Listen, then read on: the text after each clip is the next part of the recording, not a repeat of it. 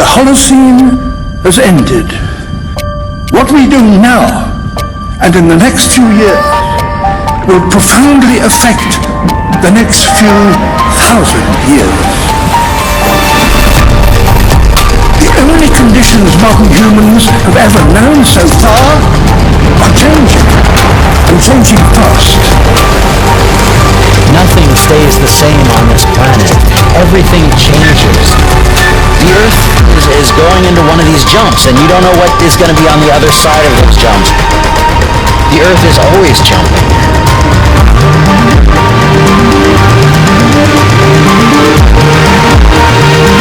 Things move on this planet. Things are not still. Everything is turning.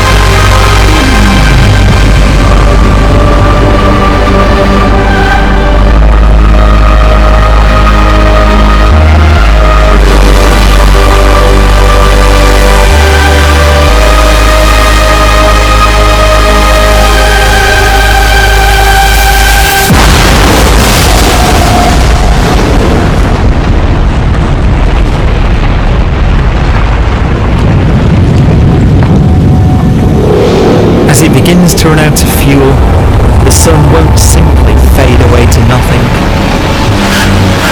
Its core will collapse, and the extra heat this generates will cause its outer layers to expand.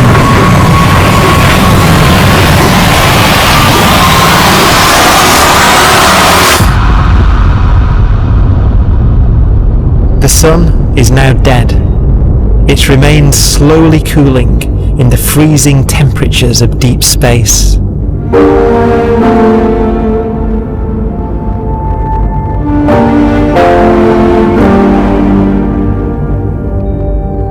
The fate of the sun is the same as for all stars.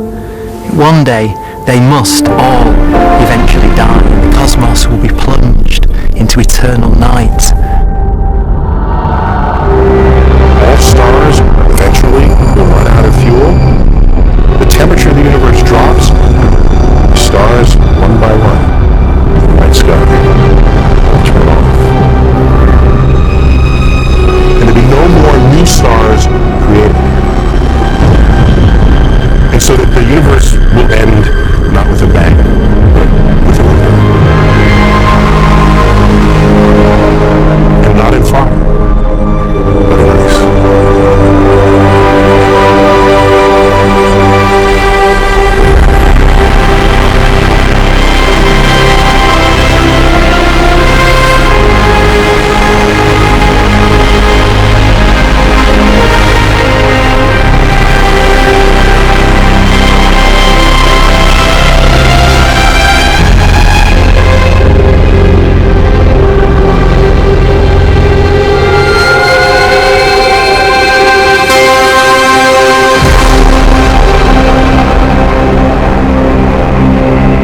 With no fuel left to burn, A white dwarf's faint glow comes from the last residual heat from its extinguished furnace.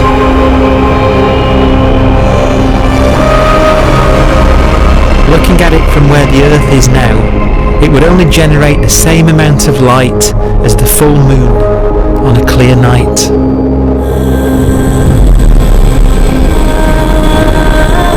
The faint glow of white dwarfs will provide the only illumination in a dark and empty void littered with dead stars and black holes.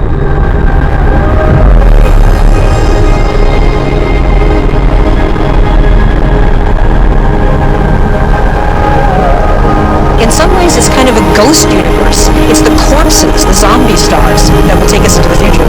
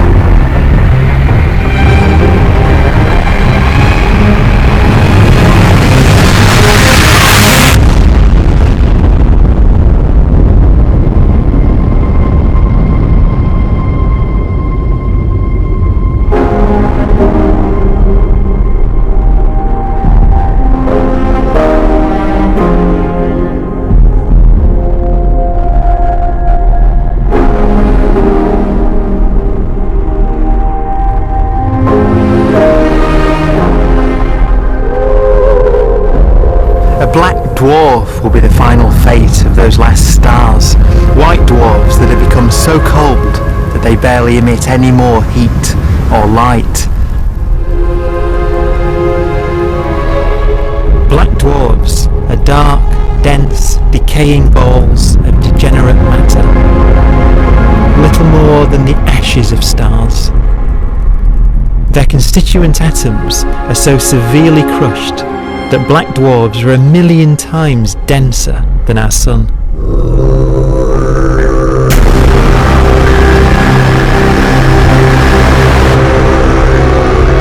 Stars take so long to reach this point, we believe there are currently no black dwarfs in the universe.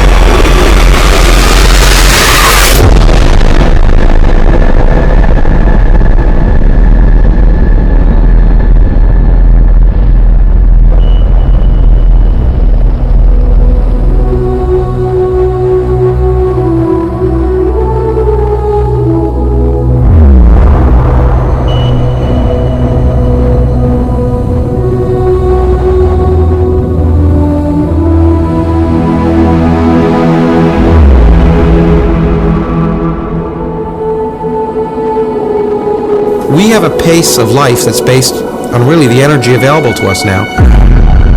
You could imagine living conscious systems which have a very different pace and therefore can extend out at least a lot farther than you'd imagine otherwise. You could have a living system where if it had a thought every 10 trillion years, that would seem normal. Even if our life dies out, one could imagine at some time arbitrarily far in the future, a fluctuation occurs which allows intelligent life to exist again for a little while. So you might have islands in time of intelligence.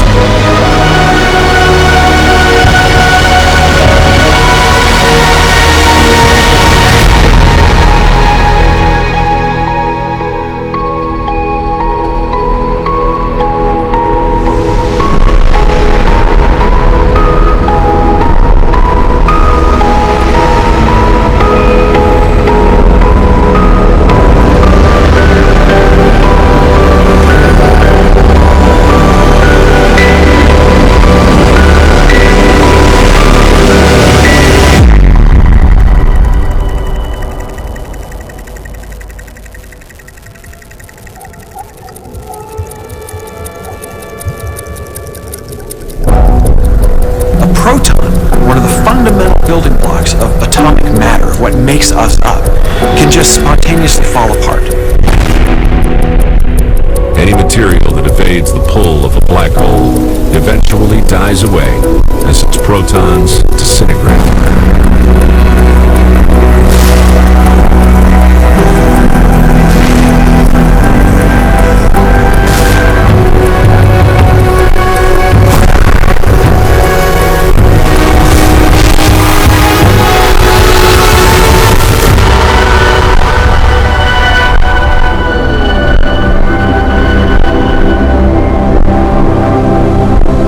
The matter inside black dwarfs, the last matter in the universe, will eventually evaporate away and be carried off into the void as radiation, leaving absolutely nothing behind.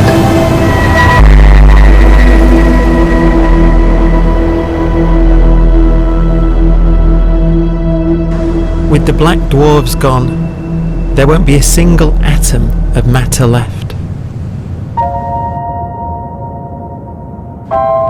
All that will remain of our once rich cosmos will be particles of light and black holes.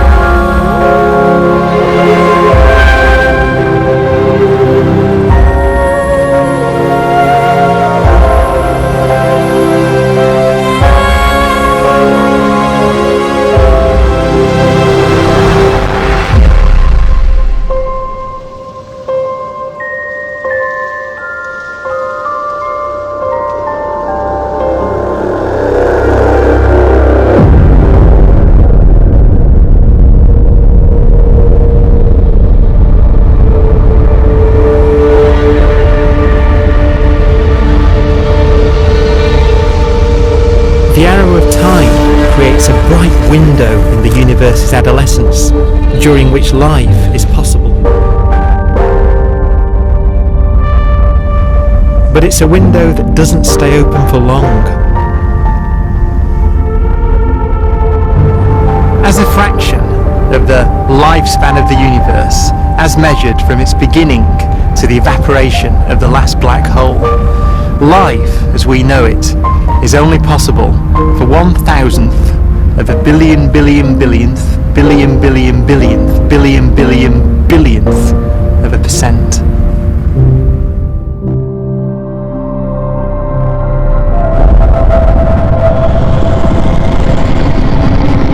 Black holes become the fundamental building block of the universe.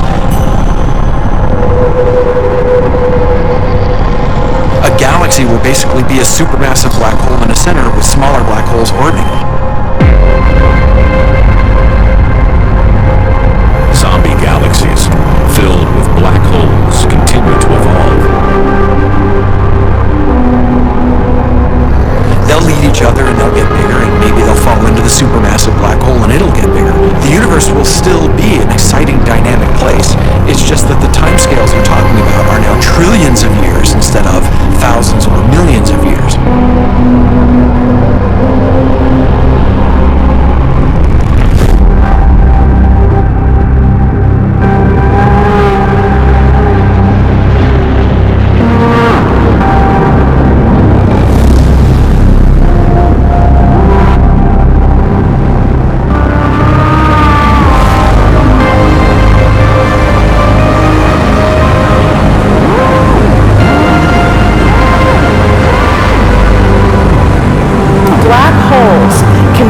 Space-time like mallets on a drum.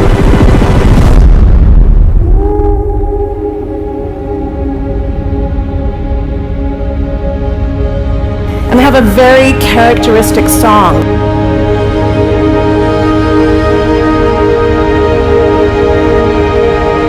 Imagine two black holes that have lived a long life together. At the end of their lives, they're going around each other, crossing thousands of kilometers in a fraction of a second.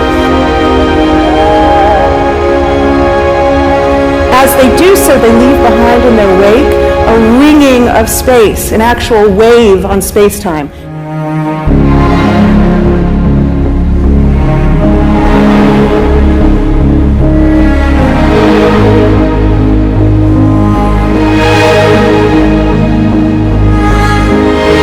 Space squeezes and stretches as it emanates out from these black holes banging on the universe.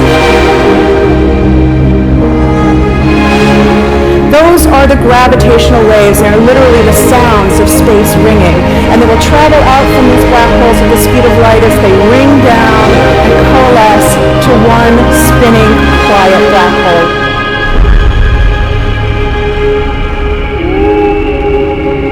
If you were standing near enough, your ear would resonate with the squeezing and stretching of space. You would literally hear the sound.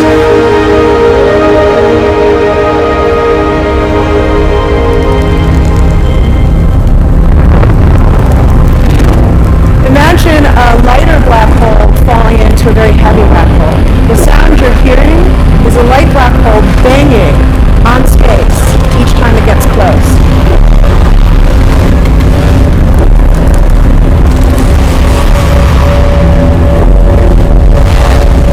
As it falls in, it gets faster and it gets louder.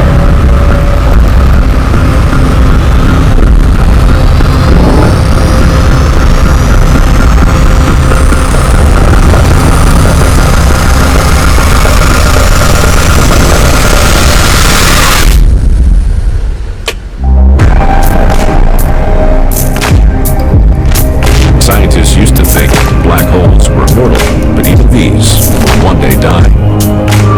Now we're talking about timescales of unimaginable length, quadrillions of years into the future. On that timescale, even the black holes begin to evaporate.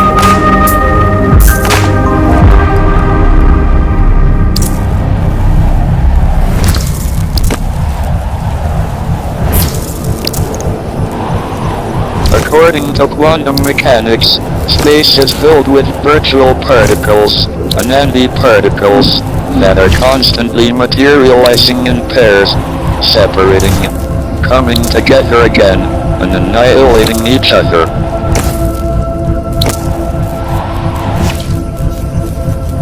In the presence of a black hole, one member of a pair of virtual particles may fall into the hole, leaving the other member without a partner with which to annihilate. The forsaken particle appears to be radiation emitted by the black hole. And so, black holes are not eternal. They evaporate away at an increasing rate until they vanish in a gigantic explosion.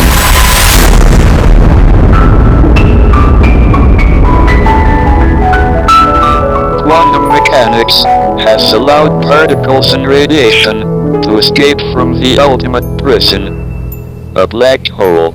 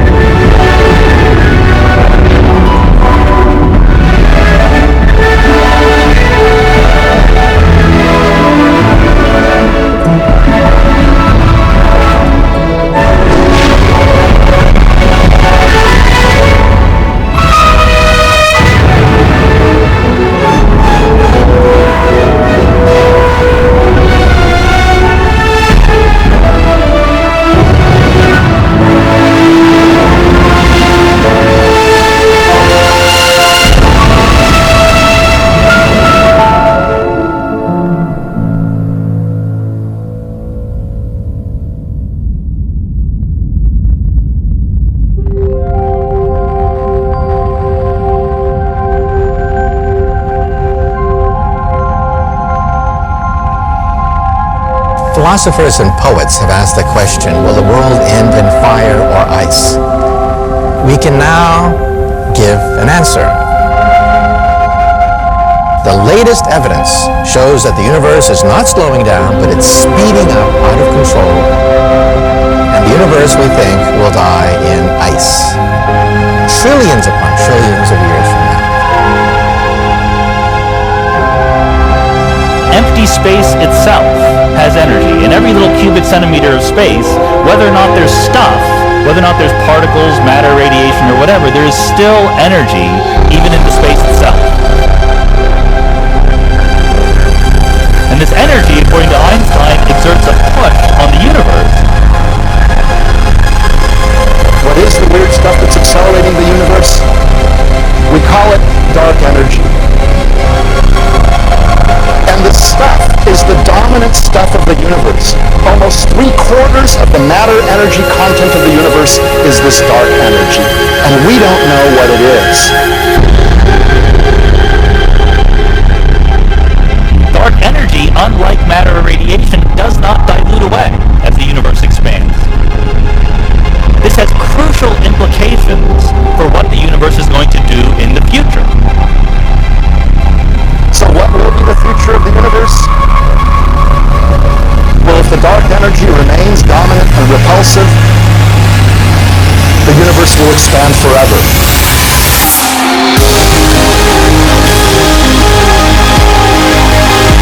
Faster and faster and faster with time. A runaway universe. 70% of the energy of the universe resides in empty space, and we don't understand why. But we do know what will happen. If that energy continues to be there, the universe will become cold and dark and empty. That's the future as it might be. We don't know because we don't yet understand the nature of dark energy. Until we do, we won't know the future. We won't even understand our own origins, and that's why we want to know and study this subject.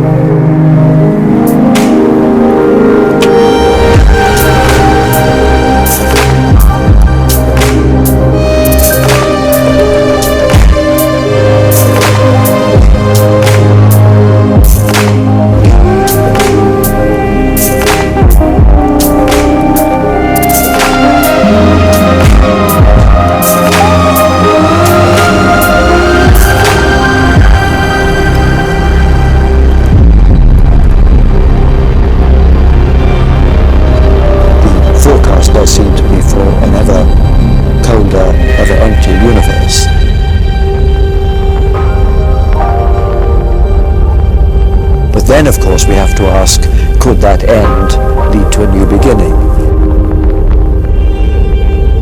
And there are ideas whereby what actually is the end of our universe could in some sense be linked to the beginning of a new one.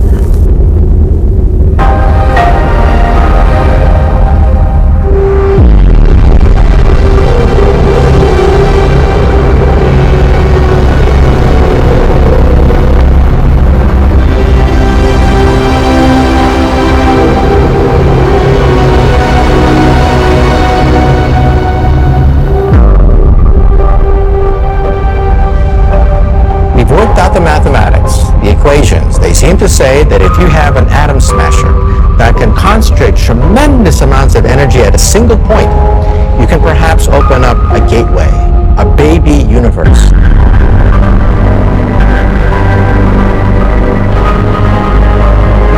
Facing the death of everything there is, this perhaps is their only possibility of escape. And this also raises a very intriguing possibility, sheer speculation of course, that perhaps any universe that has intelligent life in it will create baby universes, will create lifeboats, and proliferate child universes. So an evolution may take among universes in the multiverse. survival of the fittest may take place. So those universes which do not have intelligent life are infertile. They have no children. But those universes that have mild temperatures, stars like us, would create civilizations that could open up child universes, and they would then proliferate.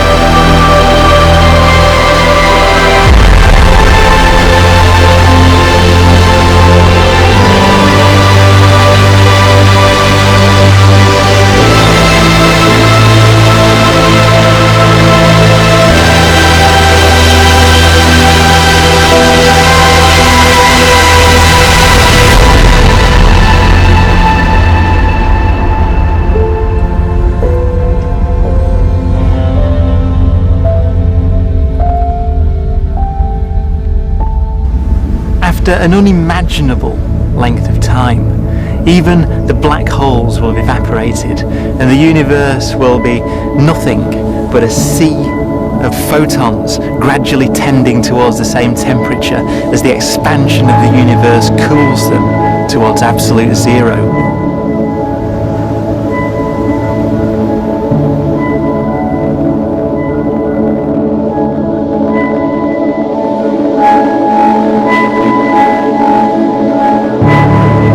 The very last remnants of the very last stars have finally decayed away to nothing, and everything reaches the same temperature.